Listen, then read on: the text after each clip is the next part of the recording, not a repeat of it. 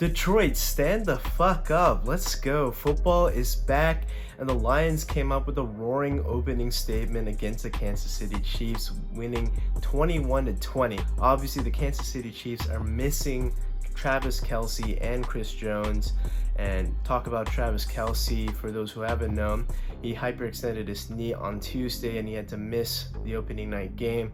And Chris Jones obviously is still holding out for a bigger contract. But let's talk about the Detroit Lions. I mean, they're a team that got off to a slow start the last couple of seasons under head coach Dan Campbell. They started 0-10-1 and then started 1-6, barely missing the playoffs last year. But this year, starting off 1-0 on the road at Arrowhead against the Kansas City Chiefs, defending champs.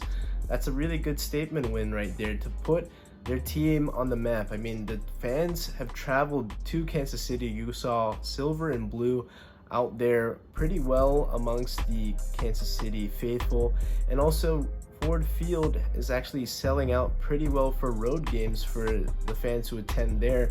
Very good home crowd, great energy, and this is a great way to start the season. Talk about the team itself. Jared Goff, I've said time in and time out, he's not that bad of a quarterback. He's actually pretty good. And after being shipped out of LA, kind of being labeled the scapegoat for that Super Bowl loss, he has redeemed himself quite well. Last year, he was very careful with the ball, had a pretty solid season. I think he's going to build off of that now that he has some pieces around him. They've worked the offensive line. They got a steady running game now. They have some pretty good weapons on the outside, and the defense is coming around. This team could be something pretty special. I think I was pretty good on picking them to win this division, but I think coming up with this opening game win is only going to bode well for their confidence. They played some of the best football you'll ever see towards the tail end of the season. I thought they were going to be a very big wild card in the postseason if they were to make it, and they can build off of that. They're 9-2 in their last 11 games. Offensive line is where it starts. They ran over the Kansas City Chiefs defensive line, and they paved lanes for Jahmyr Gibbs, the rookie, and also David Montgomery, who had the go-ahead score to put them up 21-20 late in the fourth quarter. Offensively as a whole, I mean, Amon-Ra St. Brown, very solid receiver, had a touchdown today. And Josh Reynolds, a guy that I don't think is really talked about too much. He had a brilliant play, catching the ball on a comeback route, and had a nice, intelligent spin move to get extra yards after the catch. And as long as Jared Goff, who's been very consistent in being accurate and also careful with the ball, he's already had 359 consecutive passes dating back to last year, third all time in passes that haven't been resulted in an interception. Let's talk about the Detroit defense. I mean, they did a great job with containing Patrick Mahomes. Now, they didn't get home, but they forced him into errant passes and nearly got him on the ground a couple times, and had a crucial holding call late that resulted from a 3rd and 10 being a 3rd and 20, and that was pretty much the game right there.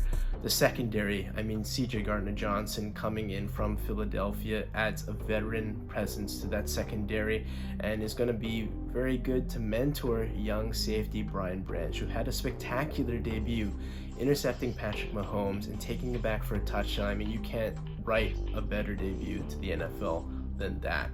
Yes, the Kansas City Chiefs, I think they're going to be missing Travis Kelce for however long he's out, and is also be missing Chris Jones. I mean, he's an all-pro defensive tackle, and they better pony up the money for him as quickly as they can because he deserves it.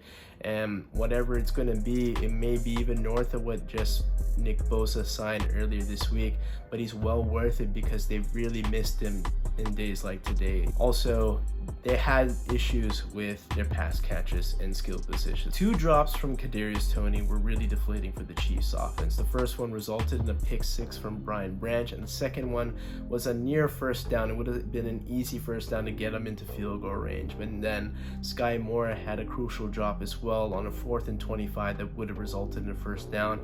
And they have to get this crisp because no matter how long Travis Kelce is out there, there's going to be guys that have to pick up the slack.